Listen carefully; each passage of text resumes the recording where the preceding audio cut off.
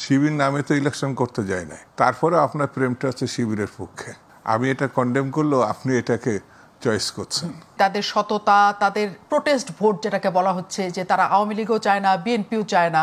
সততা যারা দেশে চায়নি তাদের আবার সততা কি? বাংলাদেশ যারা চায় নাই, পাকিস্তান যারা চাইছে তাদের আবার সততা কি? তাদের সততাটা কি আপনার?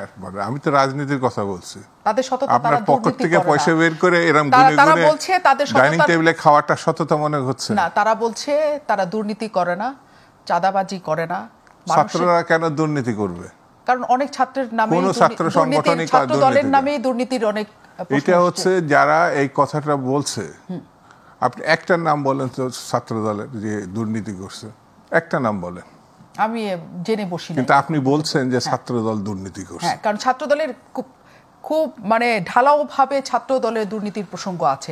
যদি আমরা নিয়ে আসি নিশ্চয়ই না, আপনি ঢালাও ভাবে বলতে পারেন না।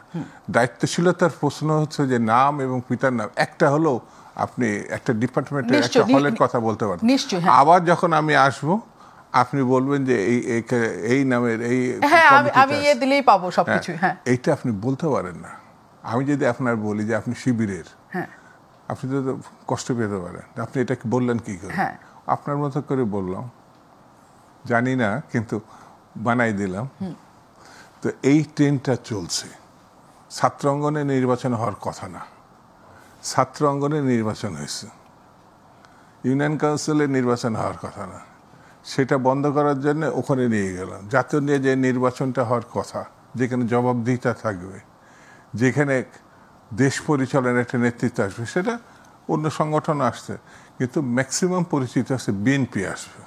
এটাকে ঠেকাতে হবে, এটা আমার কাছে মনে হয়। কিন্তু যদি জানি যে 8 মাস আগে ডাকসু জাকসু নির্বাচন হয়ে গেছে, তাহলে সেগুলোতে কেন ছাত্র দল যুক্ত হলো? নিজের নামেই যুক্ত হলো, তারা তো আর গুপ্ত নামে যুক্ত। আমরা কোনো প্রতিষ্ঠান ছাড়তে চাই নাই, ছাত্র দল ছাড়তে চাই নাই।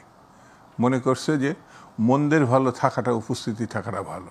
আচ্ছা, তাহলে বর্জন করলো কেন জাহাঙ্গীরনগরে? কেন বর্জন করবে না? যেখানে শিক্ষকরা বর্জন করছে। ছাত্রদের অনুসরণীয় ব্যক্তিত্ব হচ্ছে শিক্ষক।